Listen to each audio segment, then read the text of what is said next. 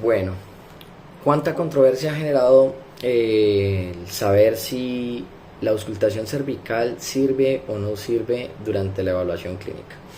El día de hoy voy a darles mi opinión. Soy una persona que lleva casi 10 años trabajando en instituciones intrahospitalarias con pacientes agudos y crónicos.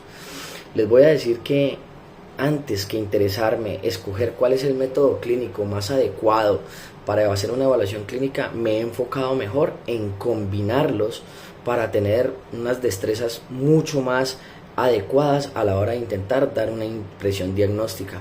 Para ser realmente instrumentales durante el diagnóstico necesito una FES o una videofluoroscopia, pero no todo el mundo tiene acceso a estas. Entonces, realmente la auscultación cervical no me sirve para detectar una penetración o una aspiración, pero sí me sirve muchísimo para detectar signos de alarma. Y por último, no se olviden que lo más importante del fonendoscopio es lo que va en medio de las dos olivas. Chao, chao.